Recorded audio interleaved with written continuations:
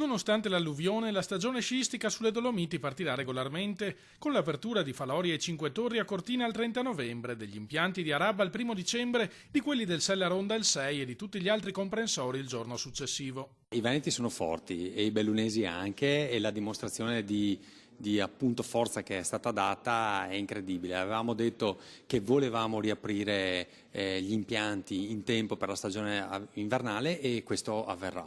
Gli impianti, informano i gestori, non hanno subito danni come i territori di Bassa Valle. La prima stima è comunque di più di 2 milioni di euro, anche se in primavera le cifre aumenteranno per mettere in sicurezza le piste.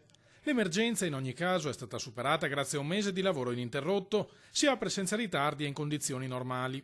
Ovviamente è importante che arrivi il freddo perché altrimenti non si può sparare, ma questo è un altro discorso che vale ogni anno. Ma le piste sono a posto, gli impianti funzionano e quindi il segnale che vogliamo mandare è quello di una stagione che può iniziare tranquillamente, quindi che non ci siano remore da questo punto di vista di non venire nei nostri territori perché ci si aspetta un paesaggio lunare. Non è così. Tra le novità di quest'anno l'avvio invernale del progetto Venezia Dolomiti, già sperimentato durante l'estate. Ai turisti internazionali vengono proposti pacchetti che uniscono le bellezze della laguna a quelle delle vette del Bellunese e un biglietto unico per collegare la città d'acqua alla montagna. Con forza l'appello che faccio come assessore del turismo è quello di chiedere ai veneti di fare uno sforzo, di venire a sciare nei nostri territori, nel nostro Bellunese che sarà aperto completamente, le piste da sci saranno aperte e quindi il più grande messaggio che possono mandare è quello di venire a sciare nei nostri territori. Solo così si può anche aiutare la ripresa.